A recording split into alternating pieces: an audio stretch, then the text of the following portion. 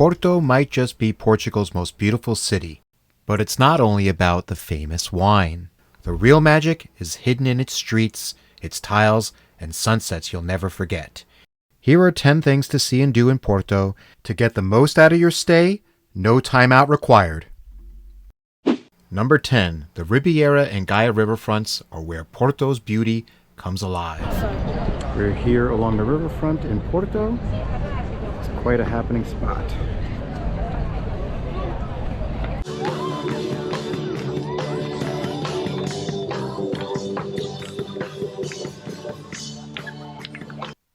On the Porto side, colorful houses stack the hills. On the Gaia side, wine cellars line the shorelines. Cross the Dom Luiz I Bridge to get the best of both worlds. As you stroll the riverside, you literally move through centuries of living history. The Ribeira boats are not just decorative, they are part of the wine history here. Number 9, Sao Bento train station is a UNESCO World Heritage Site and a National Monument of Portugal. Okay, we're in Sao Bento train station in Porto. Step into Sao Bento station and you're stepping into a masterpiece. Over 20,000 azulejos tiles tell Portugal's story through art. It's not just a train station, it's a living museum. There's the train being built and the people on the horse and carriages are kind of looking in astonishment. Visit the Time Out Market adjacent to the Sao Bento train station. Time Out Markets are curated food halls created by the Time Out Group, where they bring the best chefs, restaurants, and bars under one roof. Speaking of markets, Mercado Balhao makes 8 on our list. We're at the Mercado Balhao.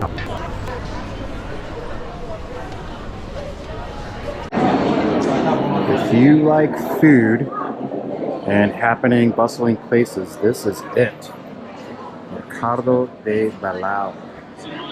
Just had some delicious goat cheese and bread. Had a little bit of coffee to start my day. We had one of those pastel de bacalaos. So good. Here they're selling peas, all different kinds. Definitely worth visiting. Around the corner from the market is number 7. We are at the Chapel of Souls in Porto. You can't walk past the Chapel of Souls without stopping in your tracks. Its exterior is covered in over 15,000 hand-painted blue and white tiles, telling centuries-old stories of saints and legends. In a city famous for azulejos, this chapel might just steal the show. If you're looking for the best view in Porto, it's waiting up 225 steps above the city at Clerigos Tower. Built in the 18th century, this Baroque beauty dominates the skyline, and the climb, in my opinion, is worth it. Up here, you see Porto unfold in every direction, from the Douro River to the terracotta rooftops. So we're only 76 meters up at the Burj Khalifa. It's 830 meters. Looks like it will never be going up to the top of that. Yeah.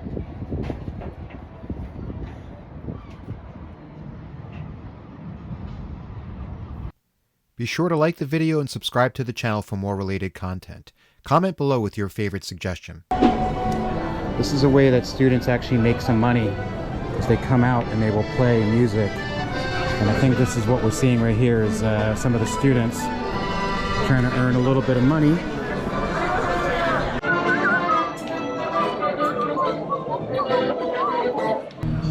Number 5, enjoy the street performers.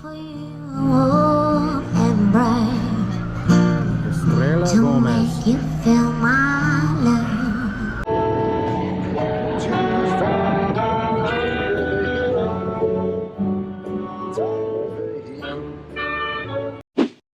Number 4, enjoy a cruise along the Douro River.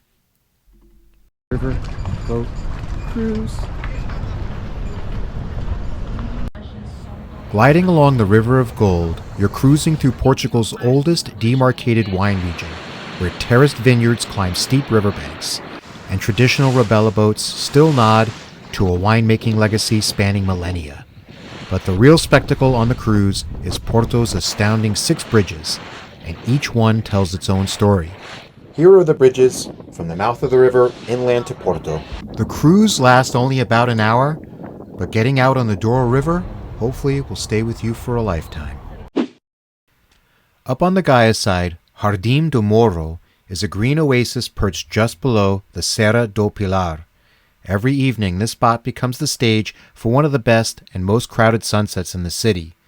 Arrive early, grab a spot on the grass, and you'll find locals, solar travelers, and couples all waiting for that glow. We had the chance to see this sunset on the longest day of the year. I will never forget that quiet hush of the crowd as the sun dipped below the horizon. Truly magical. And then this happened.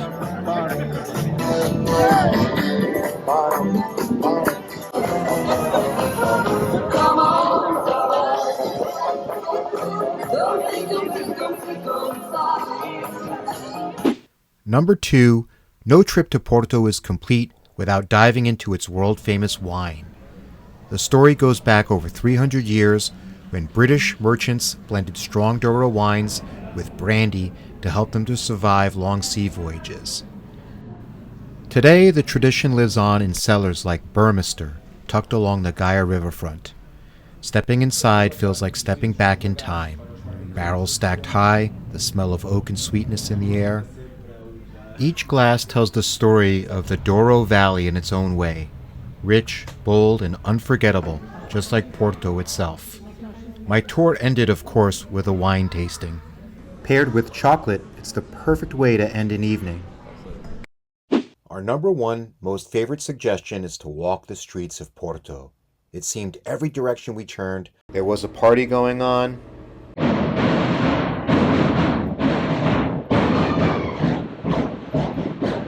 Where there was something charming, from block parties to seeing tram conductors switch up the cables. The streets are where Porto comes to life.